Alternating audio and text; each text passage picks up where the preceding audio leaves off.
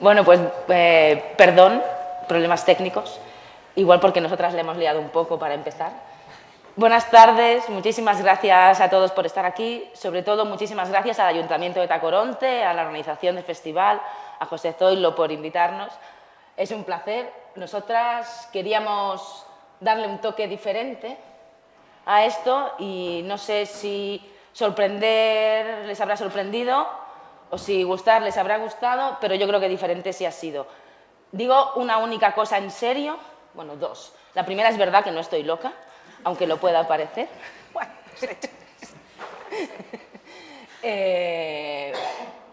y la segunda, que no es la primera vez que tengo el honor de presentar a Nieves. Espero que no sea la última tampoco.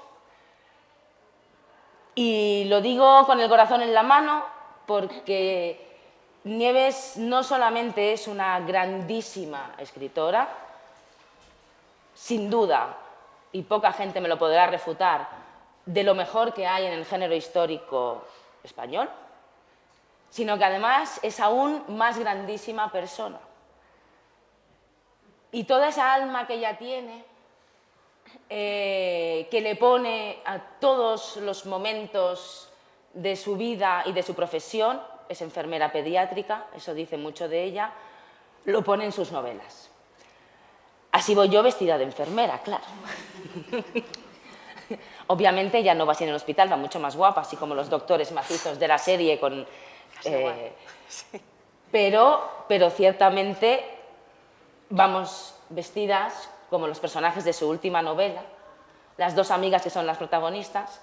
Ella hoy no es Nieves, es Claudine, y yo hoy no soy Penélope, soy Nini. ¿Y por qué, Nieves? Intenta decirlo tú. ¿Por qué el hacer esto? ¿El hacer qué? ¿Esto o esto? Esto. Esto está claro, ¿no?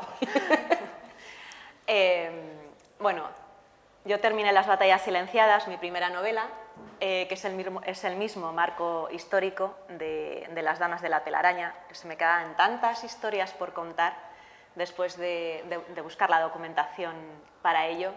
Y es un periodo tan apasionante de la historia, por lo menos a mí me apasiona, que tenía que seguir contando cosas, ¿no? Y hay un personaje de la primera, secundario en la primera novela, que toma su protagonismo en esta. La historia es completamente diferente, pero el personaje es principal, que es Claudine, o sea, soy yo. Que es un personaje con mucha fuerza, muy potente, y creo que toca el alma de quien lee las cosas que le suceden.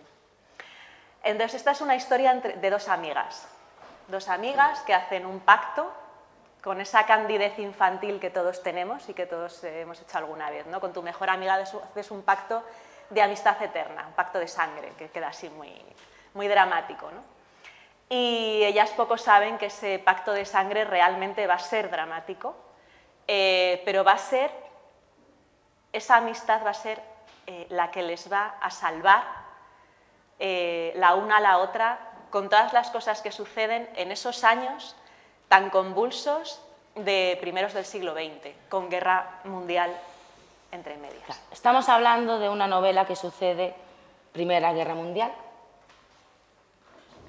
en diversos puntos del país. Es un mundo convulso que se tambalea por completo. Por supuesto, Europa. Veremos pasar cosas en Bélgica, en París, en Suiza, pero incluso en África, porque Nini se verá obligada a vivir unos años en lo que hoy llamamos Togo, que en el África profunda. ¿Qué tiene la novela? Cuando yo decía, ¿qué? Que tiene todo. Tiene todo. Tiene de todo. Pero yo siempre digo, y por eso digo que no estoy loca, si me pongo seria, aunque así me parece difícil, pero bueno. La literatura, como la conocemos, no puede inventar nada ya. Está todo inventado.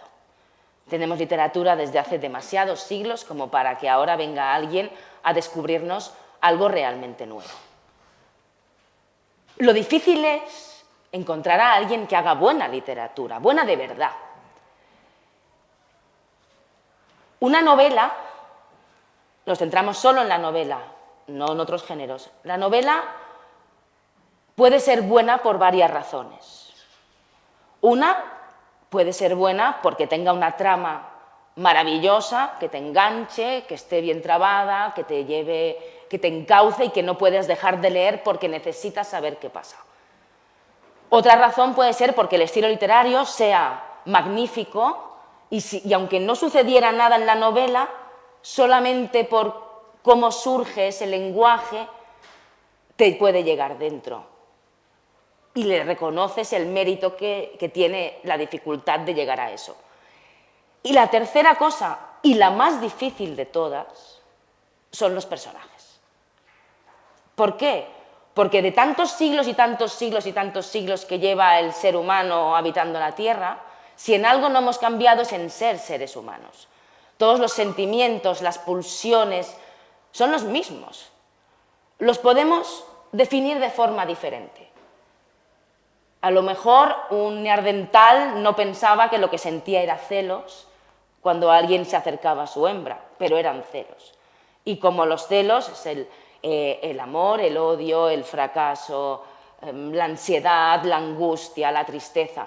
Todo eso lo venimos viviendo desde el principio. Y eso, ponerlo en papel, dificilísimo.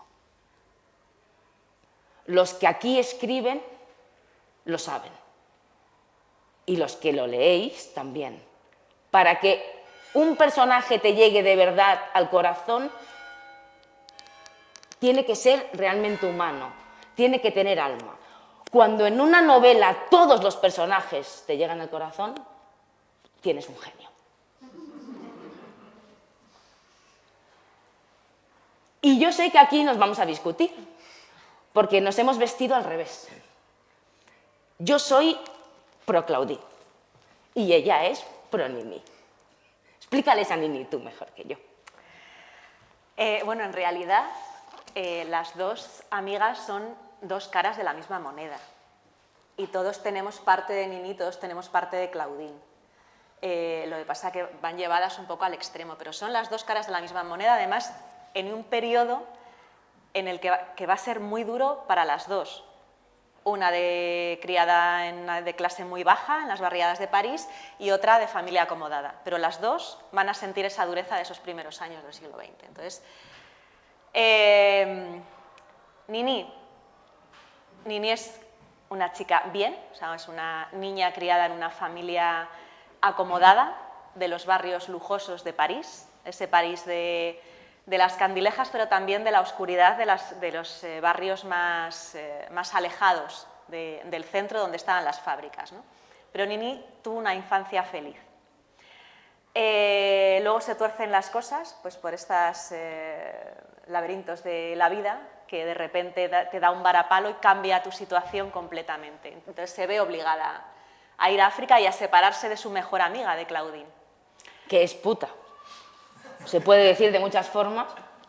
Cuando se separan, no. Has hecho aquí, has destripado un poco. No, para nada. Para nada, lo pone aquí. Esto sí lo habéis leído todos.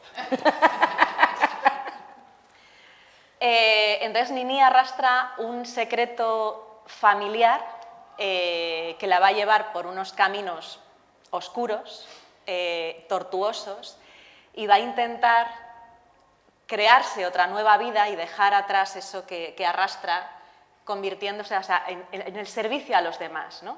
Que es convirtiéndose, estudiando enfermería y siendo enfermera. Y ahí sí que no puedes explicar. Y ya está. Pero es que la novela tiene muchas tramas, muchas. Cuando digo muchas es que está la trama de la guerra, está la trama de lo que sucede en África, hay espías. En toda buena guerra hay unas tramas de espionaje. Espías, en este caso espías en todos los sentidos. Hay una historia de amor, hay historia de desamor, hay incluso algún animal con un protagonismo importante. No le falta de nada. Pero son tantas las historias que al final uno diría, igual me pierdo leyendo, pero no, porque en realidad todas ellas convergen en una. ¿Tú lo que quieres contar qué es?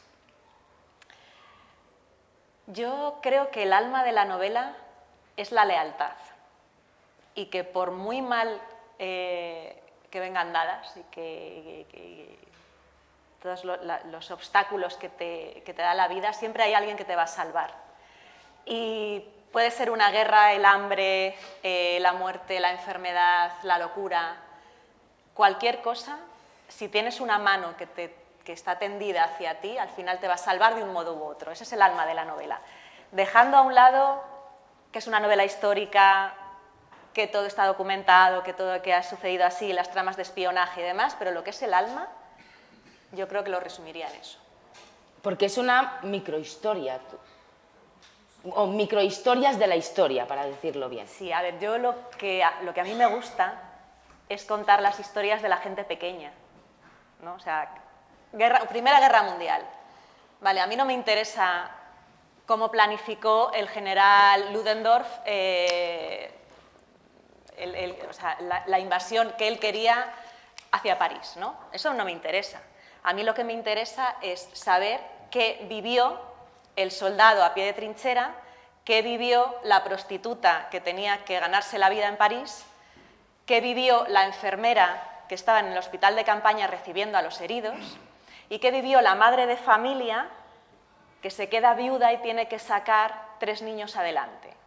¿No? Esas son las pequeñas historias que son las que tejen la historia en mayúscula y son las que a mí me interesan. En realidad se huele la sangre. Sí, claro.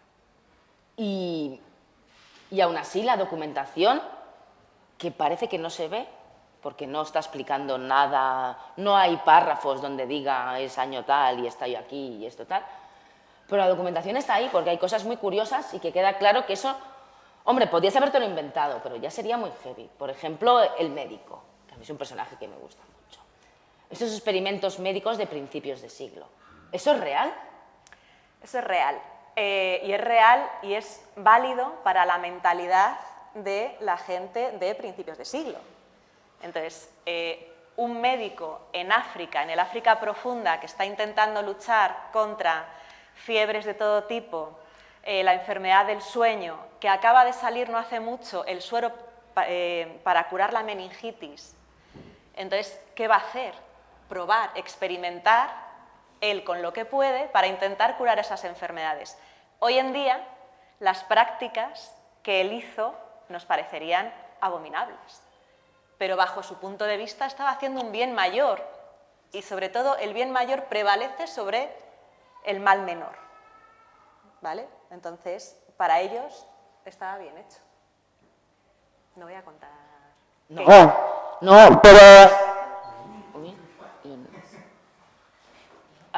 hay más detalles. La Dama Blanca, que el nombre da para una novela, ¿no? Parece el título de una novela. Yo no la conocía, reconozco mi ignorancia, pero eso existió. Sí, nos vamos desde el África colonial a las tramas de espionaje de la Bélgica ocupada, ¿vale? Y en la Bélgica ocupada había, sobre todo, 2 telarañas de espías, que ese es un guiño con el título de la novela, que uno era la Red Alice y otro era la Dama Blanca. Y son historias apasionantes y muy poco conocidas, yo creo que precisamente por lo que he dicho antes, porque lo conformaban gente pequeña, gente de a pie, las mujeres que quedaron en Bruselas porque los hombres se habían ido a luchar, ancianos, niños, pues la panadera, la que llevaba el correo, la viuda que se quedaba sola en casa y alojaba a oficiales alemanes y estaba pendiente de la conversación, ¿no? Entonces, la Dama Blanca, el nombre además es súper curioso, llamaron así a la organización por una antigua leyenda que decía que el final de la dinastía de la que provenía el Kaiser, Guillermo, vendría dada por la aparición de una dama vestida de blanco en un periodo muy importante de la historia. Entonces le dieron el nombre porque ellos pensaban, y realmente así fue, parte de esa guerra ganada fue gracias a las redes de espionaje de las que no se supo hasta después. Y luego, pues todos estos detalles históricos que no se ven están entremezclados con la vida común, con lo que ella llama las historias pequeñas, de la gente pequeña. Esa gente pequeña hay mucha en la novela. Las dos protagonistas son claras, pero también hay más. No solo es una novela de mujeres, había muchos hombres en todas las guerras. Y hay alguno especialmente importante para la novela. Ahí tampoco estamos de acuerdo. Nos llevamos muy bien, pero no hay manera de que nos pongamos de acuerdo en las cosas fundamentales, que es, por ejemplo, en los hombres. Lo cual está bien, porque no nos pelearemos nunca, de verdad. Pero son dos. Viven en el París más mísero y también son amigos. Yo me he enamorado de uno de mis personajes, que es Alain, y como personaje, porque es el antihéroe. O sea, es el chaval de barrio que hace cosas malas y hace cosas muy malas porque tiene que sobrevivir y entonces está en un ambiente que es como para hacer cosas malas, pero a lo largo de la novela toma un protagonismo y toma un cariz y le coges tanto cariño que para mí acaba siendo un héroe, sin ser sobresaliente realmente en nada. O sea, él lo único que hace es intentar sobrevivir e intentar cuidar a los suyos, que eso me parece que es la forma más heroica de llevar la vida, ¿no? Que es intentar proteger a los suyos. Y para mí es uno de los protagonistas de la novela, Alain. Y su amigo, pobre Adrian, di unas palabras de él, ¿ves? Igual que Claudine y Nini son dos caras de la misma moneda, Alain y Adrian también. Y en la guerra se ve muy bien porque Alain, que es mi chico, es una rata de trinchera, o sea, es un soldado que está hundido en el barro continuamente, y Adrien es piloto. Entonces, la guerra desde el aire no tenía nada que ver a la guerra de la trinchera y el barro. Entonces, son también dos caras de la misma moneda. Adrien bien, pero a mí me gusta más Alain. En definitiva, porque estamos diciendo como muchas cosas al aire, pero yo no sé si la gente se está enterando, aquellos que no hayan leído la novela, si se están enterando de algo. Aparte de que se acordarán del disfraz, pero un poco más. Esta novela es una novela de sueños. Es una novela de tener un sueño, de tener un objetivo y de tratar de conseguir ese sueño.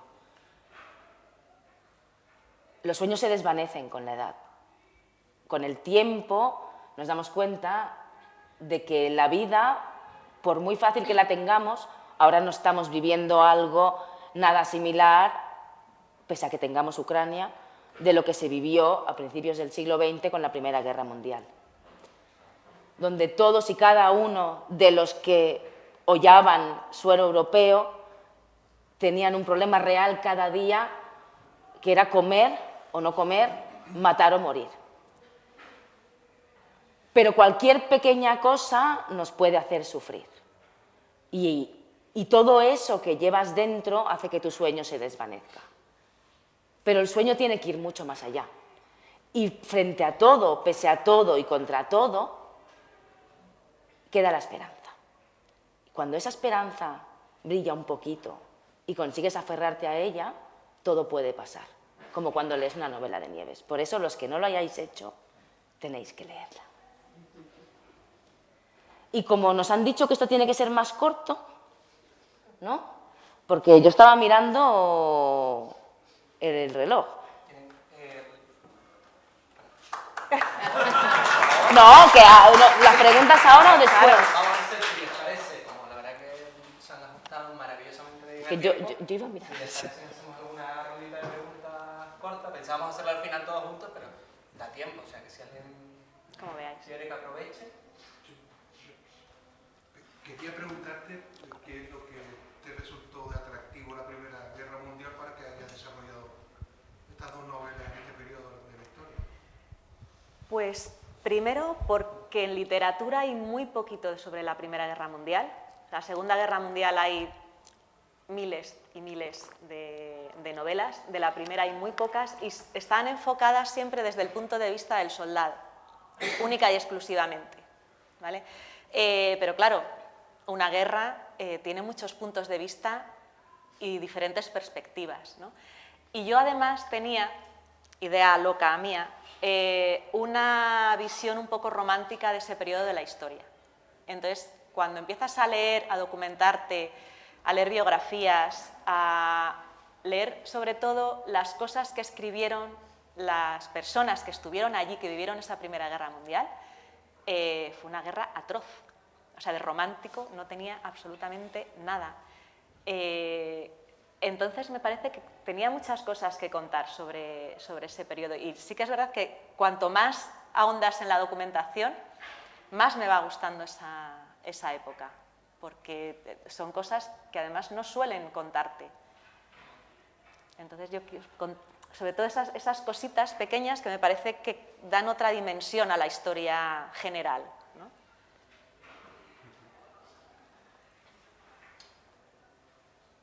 Una pregunta, en cualquiera de las dos novelas, lo que es la protagonista femenina, ¿hay alguna parte de ti? Ya que Mira, te contesto yo.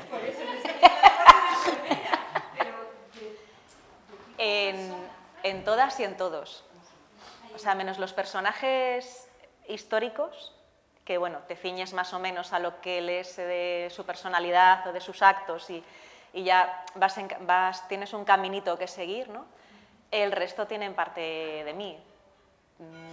Puedo resaltar mucho más ciertas partes y oscurecer otras, porque claro, cada persona es un mundo, pero no solo de mí, de las personas que me rodean, que también, no sé si solo me pasa a mí, pero en general, claro, los escritores somos un poco psicólogos, ¿no? Y vamos analizando. Y pues esta persona ha hecho esto por este motivo. Para mí los motivos son muy importantes. Me parece que si tú lees una novela, estás ahí metido con un personaje en la lectura y de repente lees algo que dices, es imposible que este personaje haya hecho esto ahora, se te cae la novela. O sea, si no entiendes el motivo, el por qué ha hecho algo, se te cae la novela. Entonces, intento cuidar mucho eso. sí, ahora. Y el proceso de documentación, porque estás hablando de otros países, de historias verdaderas, pero de personajes, de personas poco conocidas, ¿fue un trabajo largo? Largo y muy amplio. Porque claro, en esta novela recorro desde el África colonial, además podía haber ido a otra colonia un poco más importante, al Congo belga, pero es que me voy a Togolandia, que era como se llamaba, la colonia alemana en África, que era muy chiquitita. Entonces la documentación ahí fue ardua. Pero también es apasionante porque te encuentras historias tan poco conocidas y que además voy enlazando una tras otra en la novela con mis personajes ficticios y yo me lo paso muy bien haciéndolo, entonces no me cuesta buscar esa documentación. Pero eso voy del África colonial, París de principios del siglo XX, que también es una ciudad como para ahondar en ella, Bruselas ocupada, que también da para otra novela entera con las tramas de espionaje, e incluso sanatorios mentales en Suiza, con los inicios de la psicoterapia, ¿no? Del psicoanálisis. O sea, es una novela, son 20 años de la vida de mis protagonistas y voy recorriendo hechos históricos, enlazándolo con sus vidas y es muy amplio, desde textos médicos a pues, las tramas de espionaje, a la religión del vodún, ¿no? Que era el animismo en el que creían los habitantes de Togo. Cualquier detalle que te lleve a que la novela sea más redonda, al final tienes que buscarlo. A mí me parece que en eso se diferencia una novela de otra. pero sí ha sido largo y arduo. Listo, pasamos a Mario entonces. ¿Alguien tiene alguna más o pasamos a la siguiente? Vale, yo como no hay mucho tiempo vamos a despedirnos de Héctor y de Aquiles porque tenemos que ir rápido. Entonces nos vamos a sentar directamente.